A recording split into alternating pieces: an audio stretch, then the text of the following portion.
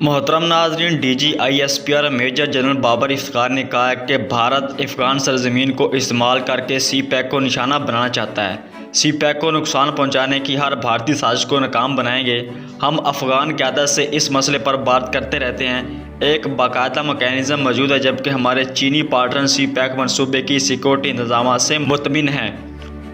पाक फ़ौज के तर्जमान मेजर जनरल बाबर इफ्तिखार ने कहा है, इंशाअल्लाह CPEC हर रोज़ पहले से ज़्यादा तरक्की करेगा। भारत के पास दहशतगर्द हैं। CPEC पर काम करने वाली चीनी अफरादी कुव्वत और मकामी लेबर को निशाना बनाना चाहता है। इन खतरात के ख़िलाफ़ हमने मुकम्मल तैयारी कर रखी है और इन चैलेंज से निपट रहे हैं।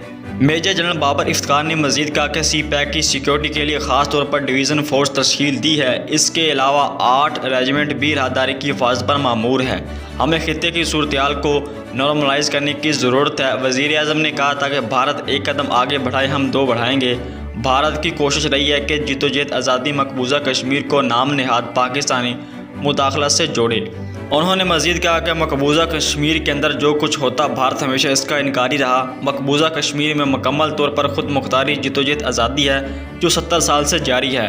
ये मुमकिन नहीं है कि सरहद पार से जाकर ऐसे वाक़यात हों, जबकि पाकिस्तान ने हमेशा हालात को नॉर्मल करने की कोशिश की है।